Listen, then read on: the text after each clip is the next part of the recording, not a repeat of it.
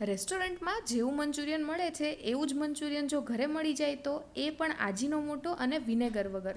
તો હું અહીંયા એ બે વસ્તુના ઓપ્શનમાં બીજી બે વસ્તુ જણાવીશ જેનાથી તમારા મંચુરિયન બોલ્સ છે એકદમ બહાર જેવા જ બનશે. તો પહેલાં તો મેં અહીંયા કોબી અને ગાજરને લઈને બરાબર ઝીણા બ્લેન્ડ કરી લીધા છે અને તેનું પાણી બરાબર કાઢી લીધું છે. હવે તેની અંદર આદું, મરચું, લસણ, લીલી ડુંગળી અને કોથમીર એડ કરીને આપણા બાકીના લોટ એડ કરેલા છે.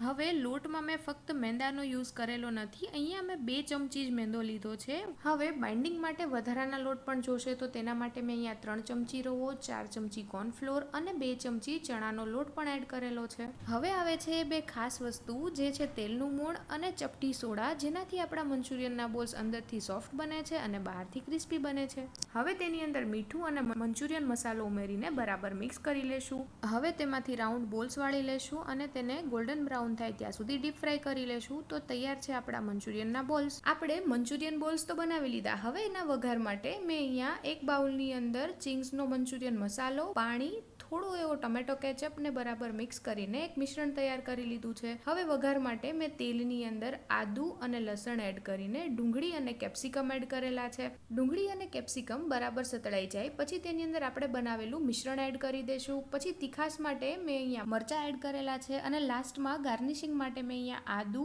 લસણ, લીલી ડુંગળી અને કોથમીર લઈને આપણી મંચુરિયનની ગ્રેવી બનાવી લીધી છે. આપણા મંચુરિયનના બોલ્સ આ ગ્રેવીની અંદર એડ કરી દઈશું અને કોથમીરથી ગાર્નિશ કરીને તૈયાર છે આપણું મંચુરિયન.